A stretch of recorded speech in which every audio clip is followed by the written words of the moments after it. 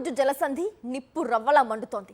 America దాని మిత్ర దేశాల నౌకలను టార్గెట్ చేసి వరుస దాడులకు పాల్పడుతోంది ఇరాన్. దీంతో వేలాది నౌకలు ఎక్కడికక్కడ నిలిచిపోయాయి. హార్ముజ్ సంధి దాటాలంటే ఎటువైపు మిసైల్ పడుతుందో అన్న భయం. ఇలాంటి పరిణామాల మధ్య షెన్లాంగ్ నౌక అత్యంత సాహసోపేతంగా హార్ముజ్ను దాటింది. షెన్లాంగ్ నౌక ఎక్కడి నుంచి ఎలా బయటపడింది? ముంబై తీరానికి ఎలా చేరుకోగలింది? పశ్చిమాసియా యుద్ధంతో రగిలిపోతున్న హార్ముజ్ నుంచి చమురు నౌక షెన్లాంగ్ సూయిజ్ మ్యాక్స్ అత్యంత సాహసోపేత యాత్రను పూర్తి చేసింది.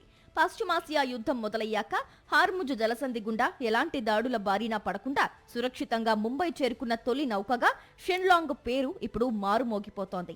లైబీరియా జెండాతో ఉన్న ఈ నౌక మార్చి నెల 1న సౌదీ అరేబియాలోని రాస్ తనూరా నౌకాశ్రయంలో ఏకంగా 135,335 మెట్రిక్ టన్నుల ముడి చమురును నింపుకుంది. మార్చి 3న అక్కడి నుంచి బయలుదేరి క్షేమంగా ముంబై పోర్టుకు చేరుకుంది.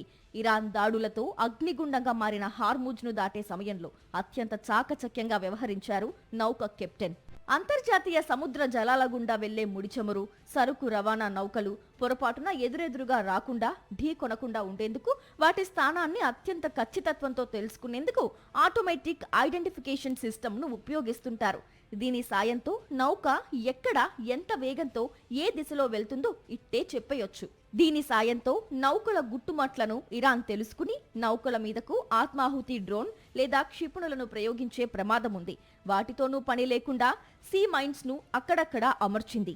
ఈ ఆటంకాలను అధిగమించేందుకు షెన్లాంగ్ నౌకా కెప్టెన్ భారతీయుడు సుఖ్శాంత్ సింగ్ సంధు బృందం నౌకాయాన విధానమైన డార్క్ మోడ్ టెక్నిక్ ను అవలంబించారు. షిప్ కు సంబంధించిన ఆటోమేటిక్ ఐడెంటిఫికేషన్ సిస్టమ్ వివరాలు ఎక్కడా ట్రాకింగ్ డేటాలో నమోదు కాకుండా ఉండేందుకు AIS ను స్విచ్ ఆఫ్ చేశారు.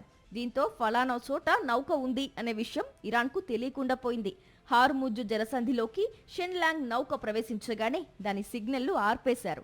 దీనికి తోడు నౌకలోని అన్ని విద్యుత్ దీపాలను ఆర్పేశారు. నౌక సిగ్నల్లు చివరిసారిగా మార్చి 9వ తేదీన కనిపించాయి. తరువాత నౌక పత్తా లేకుండా పోయింది. దాడులకు గురై మునిగిపోయిందేమోనన్న భయాందోళనల నడుమ అనూహ్యంగా నౌక హార్ముజ్ ను దాటింది. తర్వాత ఆటోమేటిక్ ఐడెంటిఫికేషన్ సిస్టమ్ ను స్విచ్ ఆన్ చేశారు. దీంతో నౌక క్షేమంగా గమ్యం దిశగా వస్తోందని అర్థమైంది. బుధవారం మధ్యాహ్నం సరిగ్గా 1 గంటకు ఇది ముంబై పోర్టుకు చేరుకుంది. తర్వాత జవహర్ ద్వీప్ వద్ద సాయంత్రం 6:06 లంగరు వేసింది.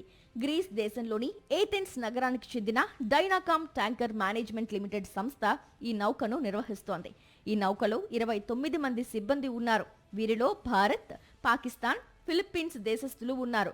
డార్క్ మోడ్ విధానంలో మరో 5 నౌకలు తమ గమ్యస్థానాల దిశగా కదులుతున్నట్లు తెలుస్తోంది.